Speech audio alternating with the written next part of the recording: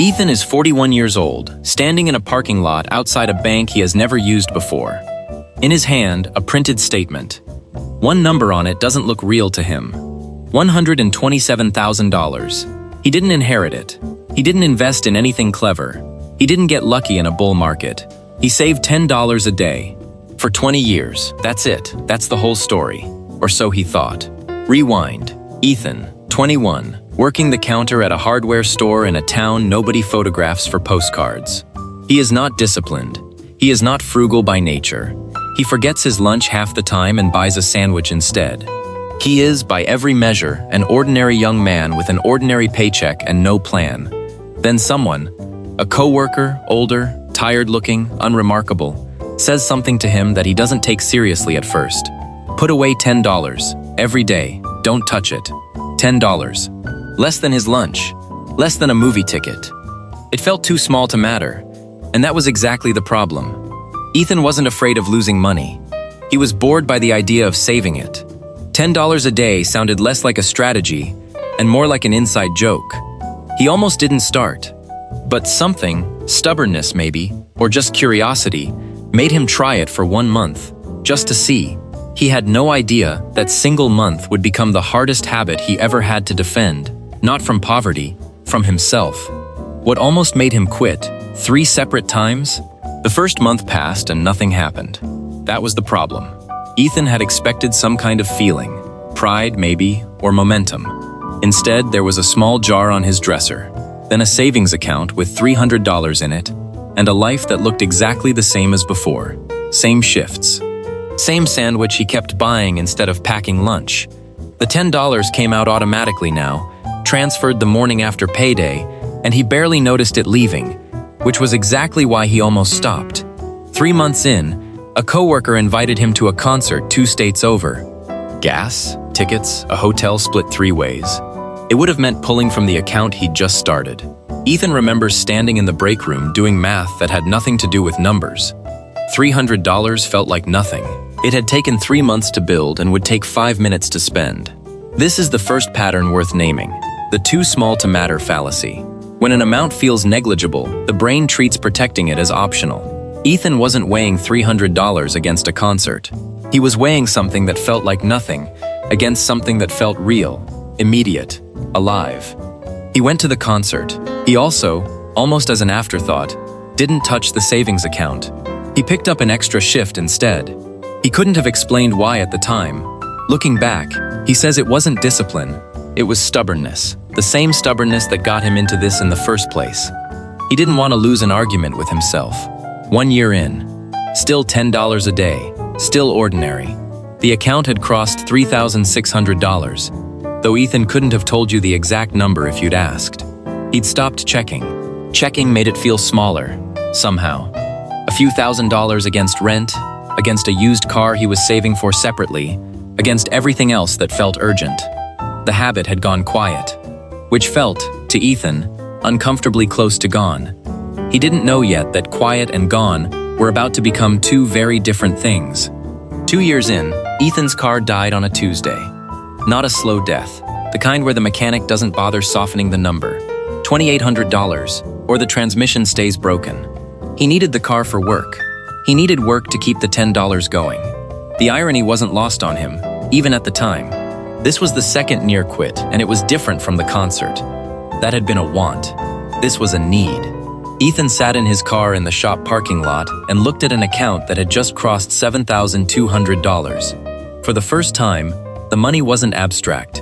It was exactly, uncomfortably, the size of his problem.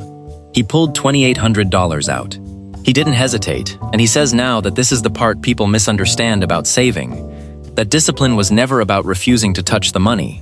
It was about refusing to disappear when the money got touched. The next morning, the $10 still left his account. Nobody had told the habit the emergency was over. This is delayed gratification fatigue's quieter cousin, the belief that one withdrawal cancels the whole project. Ethan didn't believe that. He rebuilt instead of restarting, which meant the habit survived the one event most people use as their excuse to quit for good. 4 years in, the account read $11,400. Ethan barely registered it. He was working a slightly better job by then, had a roommate to split rent with, and the $10 had quietly become $10 he never missed at all. Reflex, not decision. 6 years in, still $10, still ordinary. But here's the reframe. That $11,400 from year 4 hadn't just sat there. Left alone, growing at a modest rate, it had already started producing more than Ethan was contributing in interest.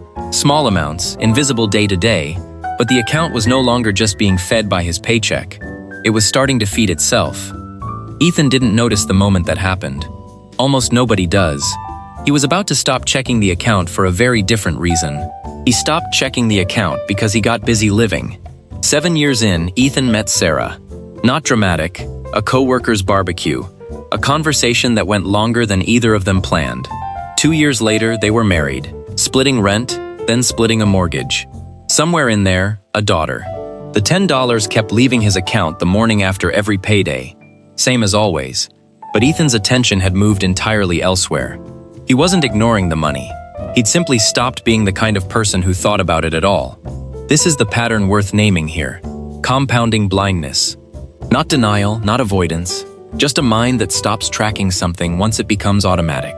The habit had fully disappeared into his life, the way a heartbeat disappears into a body. Present, working, unconsidered.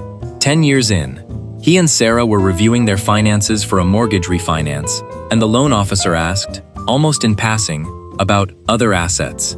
Ethan mentioned the account like it was an afterthought, some old savings thing, probably a few $1,000s.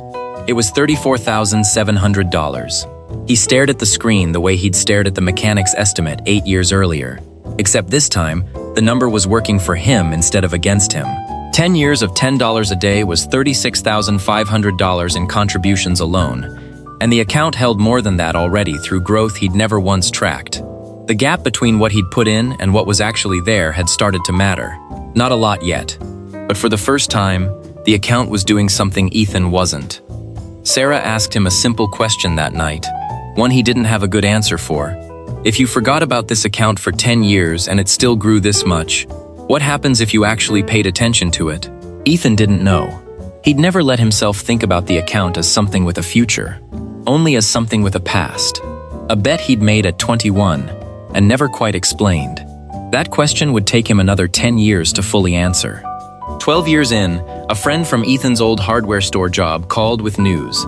He'd put $8,000 into a cryptocurrency 2 years earlier, and it was now worth $60,000. He wasn't asking Ethan for money. He was just excited, the way people are when they think they've found something that changes the math for everyone, not just themselves. Ethan hung up the phone and did something he hadn't done in years. He opened his account and actually looked at it. $52,000. Respectable. Boring. Nothing next to what his friend had just described. This was the third near quit, and it looked nothing like the first two. There was no emergency, no want dressed up as a need. There was only the quiet, corrosive thought that his slow, dull, disciplined path might simply be the wrong one. Call it opportunity cost anxiety. The fear that steady is just a polite word for missing out. He came close to pulling a chunk out. Sarah talked him down, not with a lecture, but with one question. Do you actually understand what you'd be buying, or do you just want what he has? Ethan didn't have an answer. He left the $10 alone. His friend's crypto position was worth $9,000. 18 months later, 15 years in, the account had crossed $84,000. Ethan had stopped thinking of it as savings by then. It had become something closer to a second, quieter income, one that never called in sick, never asked for a raise, never needed him to think about it at all. 18 years in, doing a routine check before a tax appointment, Ethan noticed something that stopped him mid-scroll. That year alone, the account had grown by more than $9,000, without a single extra dollar from him beyond the daily $10. The habit that once felt too small to matter was now generating, in interest alone, more than his entire first year of contributions combined. He didn't feel triumphant. He felt something stranger, like meeting a person he'd created 20 years ago and forgotten to check on. 2 years later, he'd be standing in a parking lot, holding a printed statement, staring at a number that still didn't feel real. Which brings us back to the parking lot. 41 years old, printed statement in hand, $127,000 staring back at him. 20 years, almost to the day, since a tired-looking coworker told a bored 21-year-old to put away $10 and not touch it. Here's the number Ethan never let himself calculate until that day. Over 20 years, $10 a day comes out to $73,000 in contributions. The account held $127,000. That means $54,000, more than his contributions in the first 14 years combined, came from nowhere he ever worked for.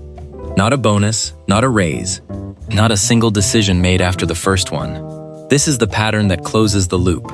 Present bias got him at 21, telling him $10 was too small to matter. It was wrong exactly once. At the start, when it felt true and wasn't. Every near quit after that. The concert, the car, the crypto call, was the same fallacy wearing a new outfit. Ethan didn't beat it by becoming a different person. He just kept being stubborn on schedule. Standing there, he didn't think about the money. He thought about the version of himself who almost didn't start, who found $10 a day almost insulting in how small it was. That version of Ethan had no way of knowing he was making the only decision in the whole story that actually mattered. Everything after was just not undoing it. He folded the statement, got in his car, and drove home to tell Sarah. Not that they were rich, because $127,000 doesn't make anyone rich. Just that the boring thing had worked. That it had been working the entire time, quietly, while he lived a normal life and occasionally forgot it existed. $10 a day, 20 years. No windfall, no genius, no timing the market. Just one ordinary decision, defended, barely, 3 times, against a version of himself who almost talked him out of it.